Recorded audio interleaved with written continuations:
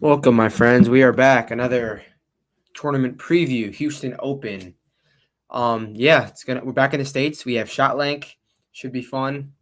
Really excited to be back in the States with ShotLink and PGA Tour Live. These last 3 weeks they've been good because we got a winner, but they've been a mess to track because I'm addicted to watching ShotLink, watching my guys every shot. I know it's bad, but I like to see what's going on, and we didn't have that the past few weeks, but we do. We're back in the States. Houston, the second time this course has ever been played at. Last year was the first.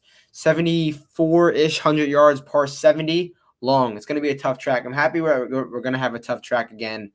No more of these birdie fests for the time being.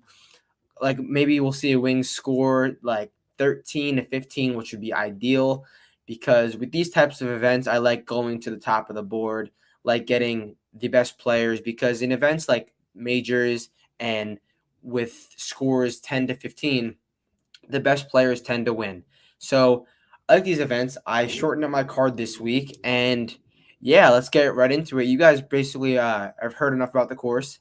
You guys are here to listen to what I have to say about some golfers I like. And again, I'll be using Rick's site to dive into golfers and break down why I like some guys. So, but first, before I get into it, I'm going to rattle off my model that I made. Um, Basically, went over a blend of driving distance with some driving accuracy. I think both of them are going to be pretty important this week. Approach in the buckets. Uh, Basically went from the buckets 125 to 200 and like 3 buckets in there. And scrambling because bogey avoidance is going to be big this week. And a little bit of putting. So I'll go down my model. Number one in my model, Russell Henley for 2 straight weeks. Yeah, that should tell you how he will perform. When Russell Henley models out extremely well, at least for me, it doesn't end well. So Russell Henley was number one. Grillo was number two. He actually withdrew, so I guess you could make Finau number two. Finau was the next in my model. I loved him this week. Kyle Stanley number four. Sam Burns and Eric Van Rooyen tied for sixth in my model. Ches Reavie number seven in my model. Bet him last week. And then we have 3 players tied for 10th, Tom Hoge, Henrik Norlander, and Russell Knox. I will get into the betting board and let's see who we like. And so the favorites this week, Sam Burns, Scotty Scheffler, Cam Smith. Those are the 3 guys under 20 on DraftKings. Let's dive into why they are their favorites. And it's not going to be anything too surprising. Sam Burns he's just unbelievable how good he is golfing his ball. I tweeted out yesterday how I am actively scared of Sam Burns, and I just wanted to overexpose myself to bet him, but I don't think I'm going to. And why don't I think I'm going to? Just off the principle of him being a favorite and him already winning as a favorite this season in a lesser field. I don't think he's going to go 2 for 2 as a favorite. Do I think he's going to perform well? Hell yeah. Do I think he's going to perform? Do I think he's going to win this event? I don't, but I'm very scared. Okay, just look at these numbers.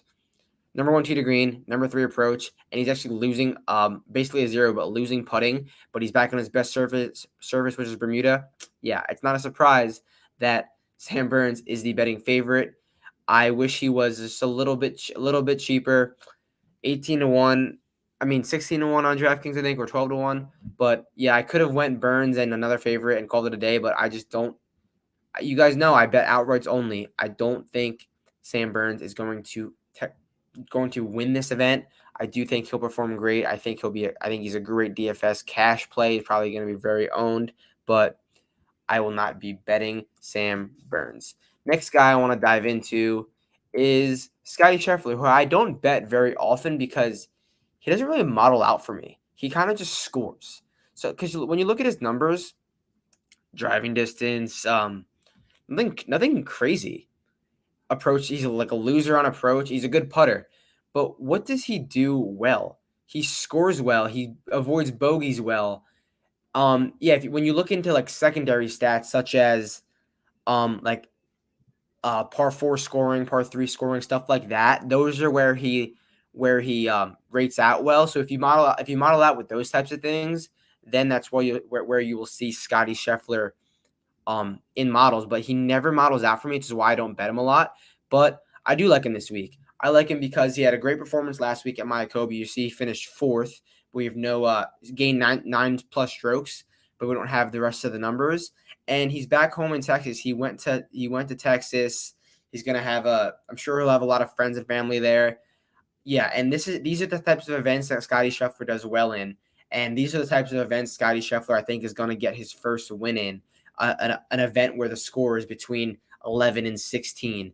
I don't really see Scotty Scheffler competing in a birdie fest, although he can make birdies like he did at Northern Trust a few weeks ago. I mean, a year and a half ago when DJ outlasted him, he can make a lot of birdies, but I think that Scotty Scheffler's first win is going to come in a tougher condition type score where you have to make pars. Pars are a premium, and you can roll a few putts. And Scotty Scheffler does fit that mold.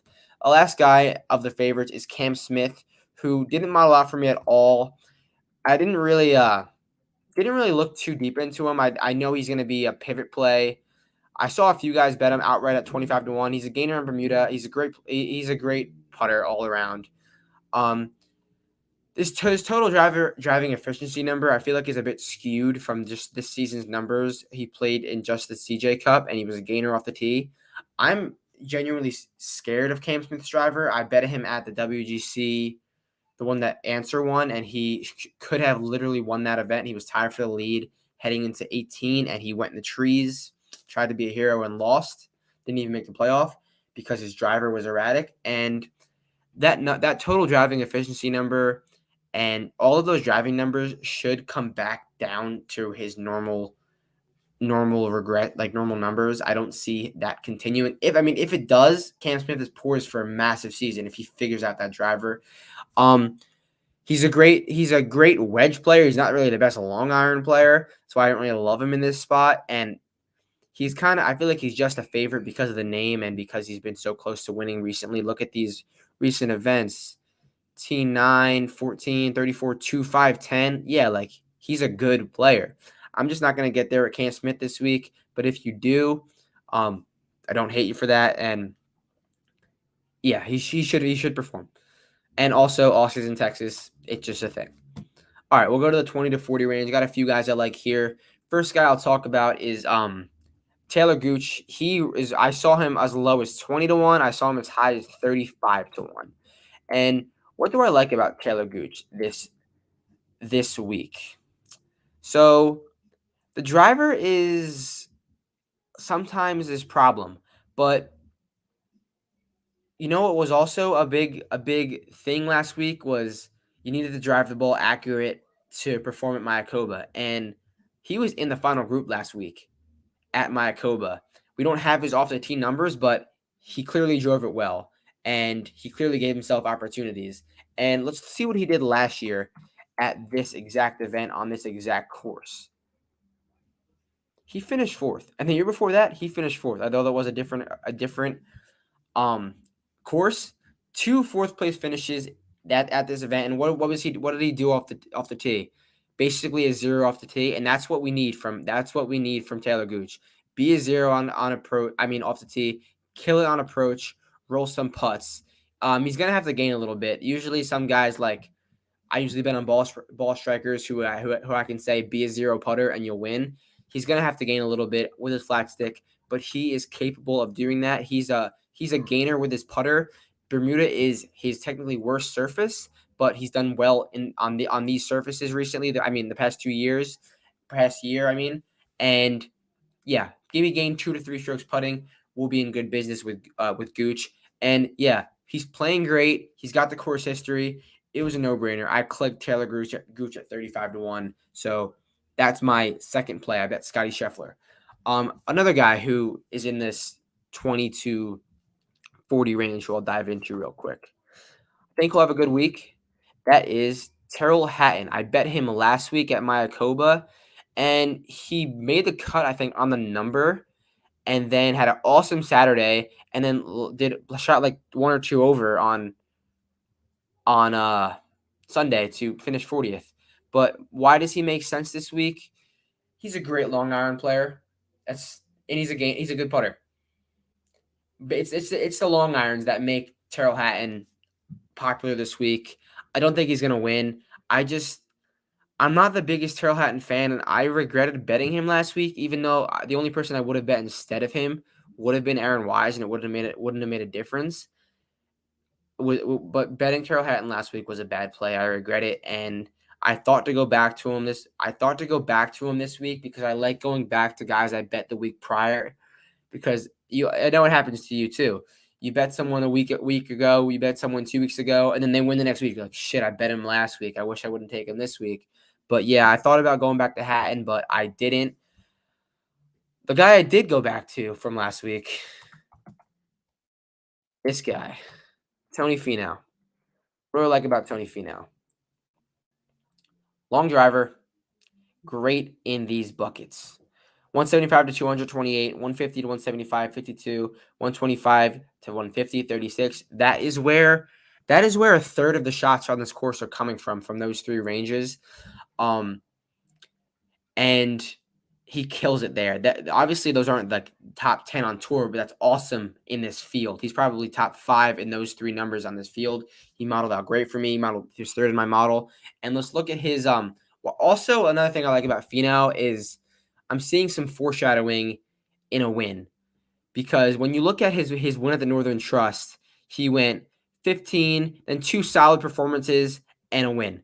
So what do we have here? 15, 11, solid, 2 solid performances, maybe a win. I mean, I would hope. But that's the foreshadowing I like to see. Similar numbers. Obviously, we don't have the Mayakoba numbers, but yeah. And I bet him last week. I think Finau's poised for a great week. I love the long irons, or maybe even mid irons, because he's going to be longer than a lot of guys. And he proved that he can club down if he needs to off the tee, but guys are going to be hitting driver here. Finau's going to have a little bit less in. I think he'll do great this week. Another guy, this guy also, I don't know if you've ever heard of him, in the 20 to 40 range. There's a rumor that he helped design this course, but like, I've never heard of this guy. Brooks Koepka? He's South African. He's got to be a South African. Yeah, I'm hearing him a lot on Twitter. Apparently he's a course designer. I don't even know why he's got in the event if he's a course designer, but yeah, he seems like he's a pretty good I missed the cut at the Mayakoba. Yeah, I don't know what there is to like about this guy, so I don't want to dive too deep into this guy. Clearly just some South African golfer that must be new on tour. But maybe he's poised for a good week, help design the course. Brooks Koepka. Yeah. All right. Here we are. Aaron Wise. Talked about him a little bit ago. Why do I like Aaron Wise? What is there not to like about Aaron Wise? Look at all this green. What has Aaron Wise done his career? Killed a tee to green, cannot putt the ball. And I speak about it all the time. He's got the broomstick going, and it's ugly, but it's working. Look at those. He's gained putting in 1, 2, 3. No, 1, 2, 3, 4. 4 of his last 5. That's awesome. That is awesome. If Aaron Wise can roll it, and let's look at this Houston. If Aaron Wise can roll it on this Bermuda grass and gain 2.45 strokes, T11 last year, maybe hit the ball a little better, we are in business. And Aaron Wise is just poised for a fall swing win. It's coming. What has he done this fall? 26th, 8th, 5th, 15th. It's coming, guys. I bet Wise, I think, once this season, maybe not even once. It's coming. So maybe sooner than later, maybe this week. I love Aaron Wise. I bet him at 35 to 1. Move on to the 45 to 65 range. Let's talk about the number one guy in my model, Russell Henley. Why would we say the number one guy in my model? Great driver, great approach, great iron player, and he's a career gainer on Bermuda. But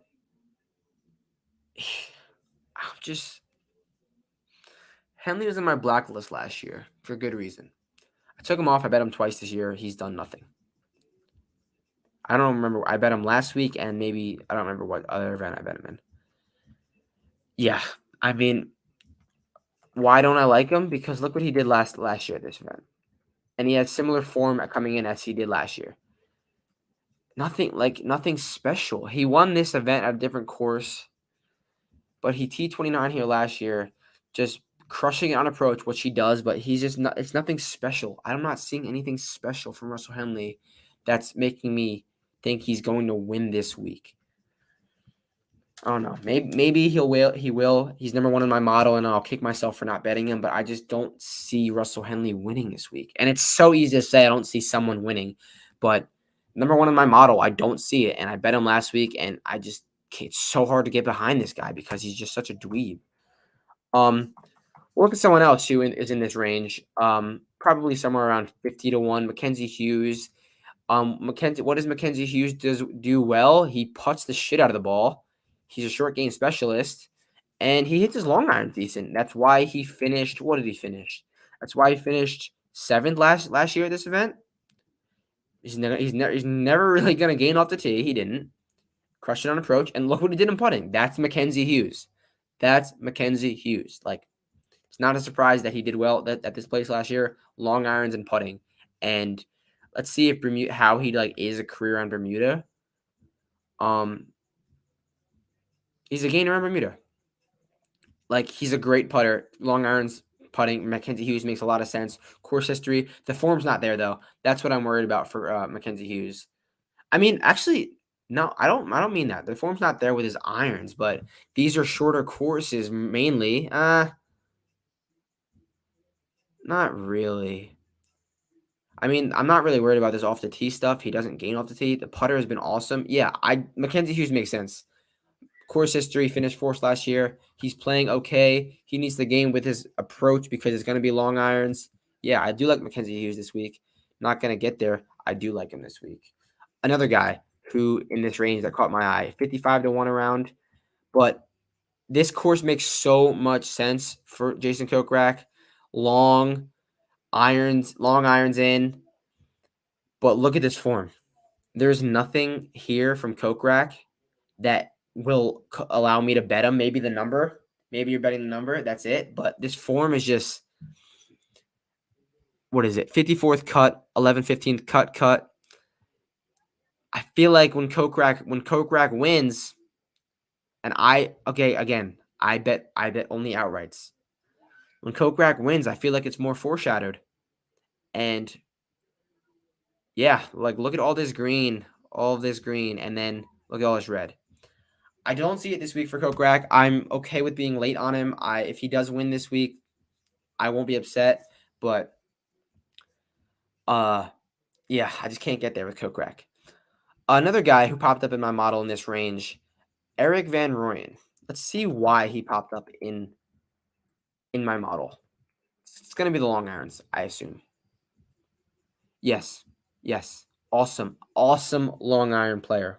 Awesome. And he's a long hitter. Erik van Rooyen makes so much sense. I love Erik van Rooyen. He won recently. It was at the Barracuda, but around that win, he was played awesome after that. 7th at Northern Trust, 5th at the BMW. He didn't do good at the Tour Championship.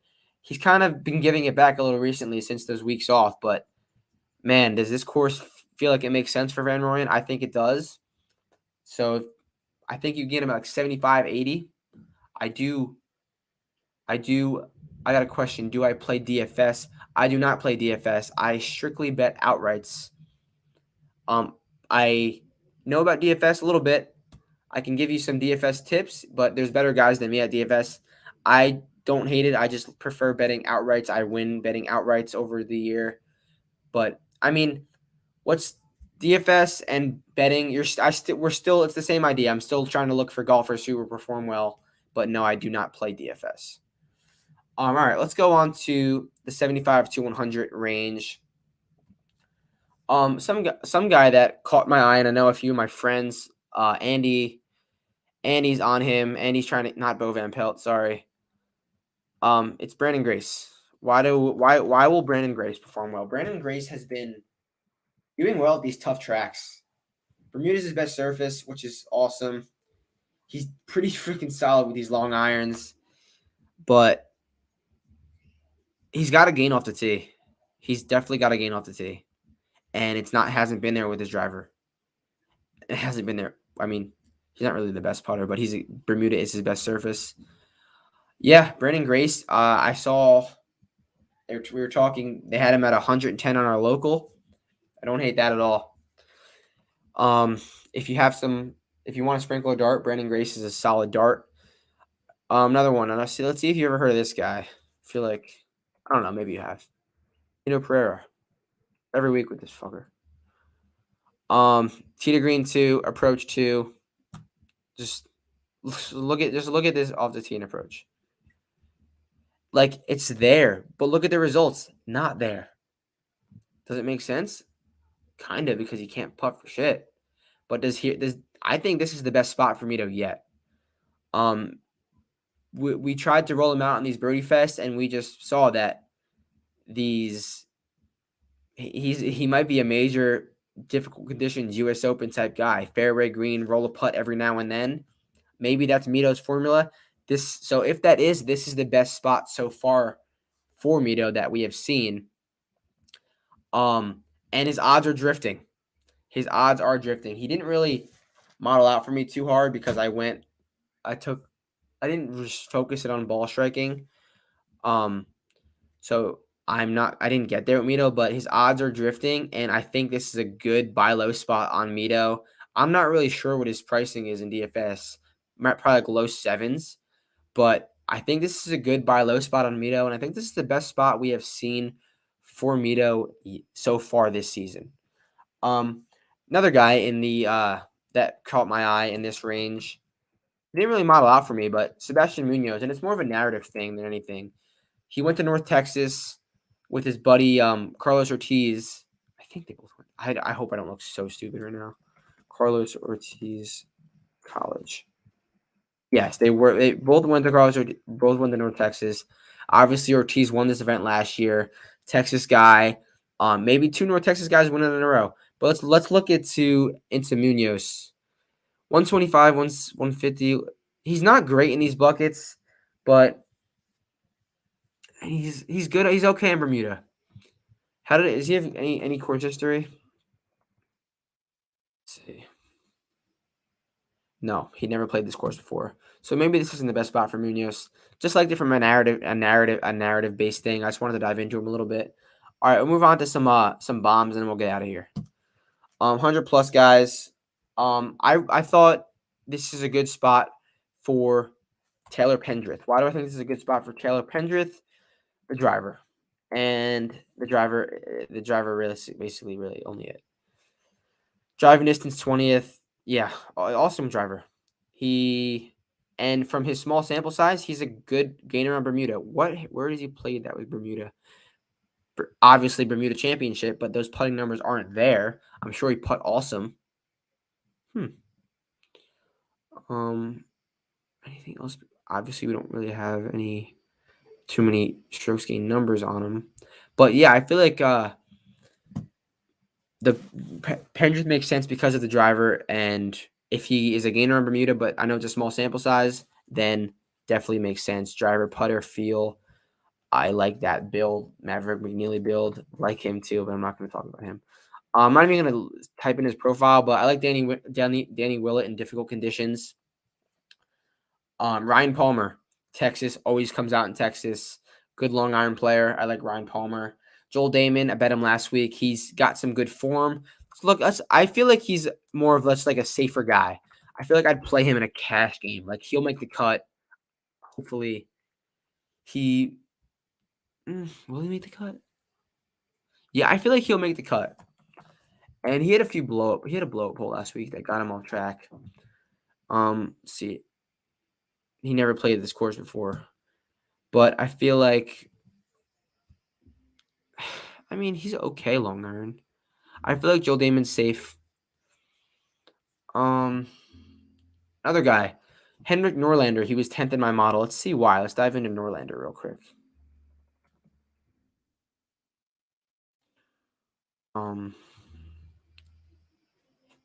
It's these 2 buckets right here, the 175 and the 125, tee to green, the driving distance and the driving accuracy. Yeah.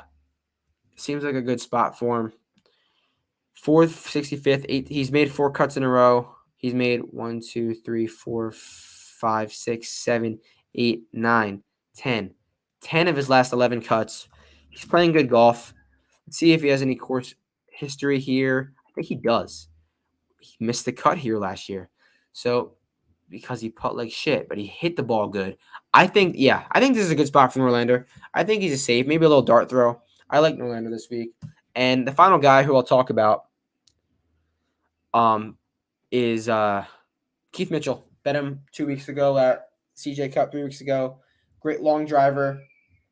He can make birdies. I know this isn't the birdie fest, but he can make birdies. He's got to avoid those blow up holes.